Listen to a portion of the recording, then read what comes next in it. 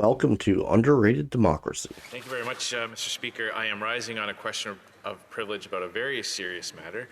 The misleading comments of the Prime Minister concerning the invitation of Yaroslav Hunka, a former soldier of the Waffen SS military unit in World War II, to attend events with the President of Ukraine during his recent visit to Canada. As we all recall, last September, this chamber was the epicenter of a grave international embarrassment for Canada when this individual, a former SS soldier, was recognized and given a standing ovation during President Vladimir Zelensky's address to our Parliament. This gave Vladimir Putin a major propaganda coup and caused significant pain for Jewish Canadians and all victims persecuted in World War II. The government, and the Prime Minister in particular, were at great pains to distance themselves from any connection to this individual, claiming that they had absolutely nothing to do with his invitation and subsequent recognition. Lo and behold, though, Global Affairs Canada recently released, through access to information, a copy of an email sent to Yaroslav Hunka inviting him to a reception with President Zelensky, which was reported on yesterday afternoon by the Globe and Mail and subsequently other media outlets. Here's the kicker, Mr. Speaker. It was the Prime Minister's invitation. Wow. On Monday, September 19th, 2023, some 4 days before the President's address to Parliament, an email account called RSVP Official Events, Événement Officiel RSVP, sent an email with the subject line, quote, Invitation from the Prime Minister of Canada, September 22nd, 2023. The body of the email begins, quote, Dear Yaroslav Hunka, the Right Honourable Prime Minister of Canada is pleased to invite you to a special event, end quote. As you may recall, until the visit was formally announced a few days later, there was a lot of coded language being used, like in the case of this special event. But the point remains, Mr. Speaker, the Prime Minister invited this former SS soldier to attend an event honoring the President of Ukraine. Of course, you will recall that the Prime Minister and his government were under sustained questioning in the House in the week following the visit about just how such a colossal mistake with international reverberations could take place. Questions like those asked by the Leader of the Opposition on the first occasion the Prime Minister appeared in the House after the scandalous events, such as, quote, did the Prime Minister's national security, intelligence, or diplomatic officials vet the names of the people the Prime Minister allowed within mere feet of President Zelensky, end quote. And, quote, the Prime Minister has just said that he allowed the President of a war-torn country, who was perhaps the biggest target of false propaganda and potential assassinations, to be surrounded by hundreds of people who had not been vetted for their security background, the potential risks they present, or, in this case, the massive diplomatic disasters they could have brought to the event. Is the Prime Minister really saying he did absolutely nothing to protect the Ukrainian president from all those many risks, end quote. Repeatedly, we were assured that the blame lay exclusively at the then Speaker's feet, as if the address to Parliament was the only opportunity for this former SS soldier to come near President Zelensky. For example, the Prime Minister told the House on September 27, 2023, quote, the Leader of the Opposition knows that not one parliamentarian was aware, end quote. And later, quote, no parliamentarian knew the name or the identity of the person he welcomed to this House and recognized. Well, now we know, Mr. Speaker, that that's just not so. The Prime Minister invited this individual, by name, to an event with President Zelensky.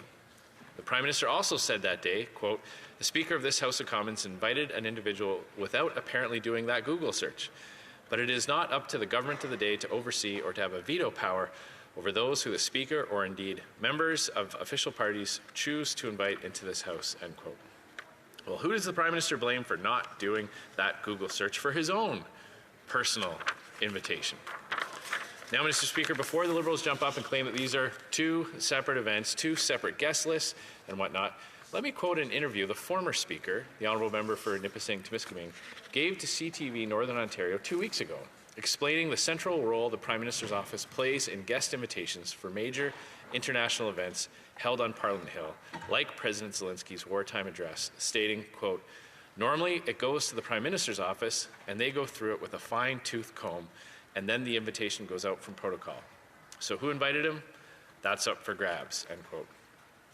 Besides the fact that there was no sign of a comb, fine-tooth or otherwise, to be found, Yesterday's afternoon's revelations add new context to this last word in the quotation.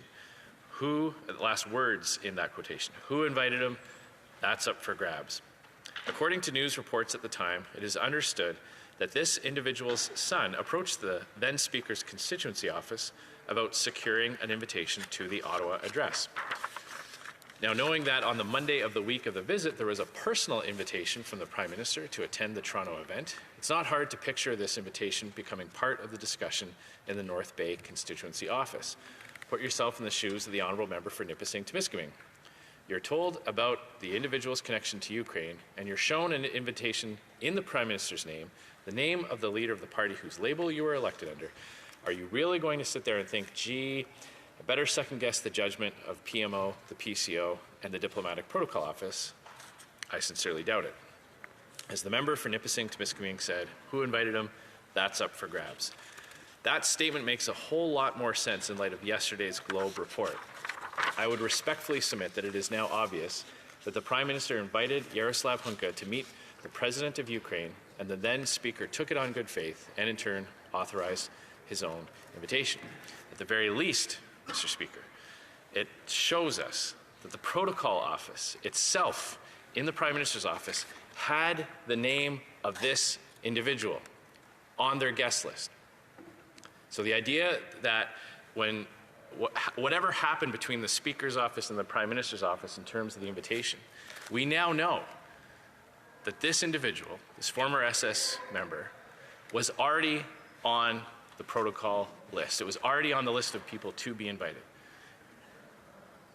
On September 27th, the Prime Minister told the House, quote, "We apologize today on behalf of all parliamentarians. For the past few days, we have been saying how sorry we are about the mistake made by the Speaker of the House of Commons. The only mistake, Mr. Speaker, was that your predecessor put blind trust in the fact an invitation was issued by the Prime Minister. Now, I am aware that the Standing Committee on Procedure and House Affairs has agreed to conduct some form of a study of the matter, though the Liberal NDP coalition does not seem to consider the matter important, given that no hearings have yet taken place some 5 months later. However, these revelations and the obvious concern that the Prime Minister appears to have misled the House are of a whole new dimension, one which engages the privileges of this House, rising in my respectful submission to a contempt of Parliament. Page 85 of House of Commons Procedure and Practice, 3rd edition, notes that cases of privilege have involved, quote, the provision of deliberately misleading information to the House or one of its committees by a minister or by a member, end quote. It is a well-established principle here that to make out a prima facie case of privilege in relation to a claim of misleading the House, 3 elements must be established. Firstly, it must be proven that the statement was misleading. Knowing what we know now from the Global Affairs Canada Access to Information release, we can see that it was misleading. There is no doubt, Mr. Speaker, members of Parliament of all opposition parties were trying to find out exactly what interaction, what role was under the purview of the PMO or the Prime Minister for inviting this individual. There were multiple questions coming at it from many different angles, and the government always gave the same explanation that they had absolutely no knowledge of this individual's background and had nothing to do with his invitation. We now know through this access to information release that is false and therefore misleading. Secondly, it must be established that the member making the statement knew it to be misleading. The invitation, which was released, is in the name of the Prime Minister.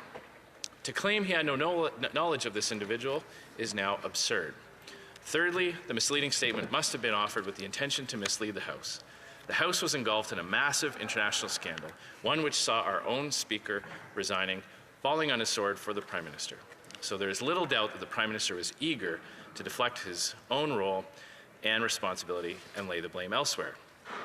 Of course, before the Prime Minister might stand up and assert that he was blindsided by his own officials' denials, let me quote Bosque and Gagnon at page 116, quote, misleading a minister or a member has also been considered a form of obstruction and thus a prima facie breach of privilege. For example, on December 6, 1978, in finding that a prima facie contempt of the House existed, Speaker Jerome ruled that a government official, by deliberately misleading a minister, had impeded the member in the performance of his duties and consequently obstructed the House itself, end quote. No matter how you cut it, Mr. Speaker, this House was misled, its privileges were breached, and action should be taken immediately. Should you agree with me that the Prime Minister's words amount to a prima facie contempt, I am prepared to move the appropriate motion. Thank you, Mr. Speaker. I thank the honourable member for the information. Of course, we'll take that under advisement and come back to the House as soon as is practical.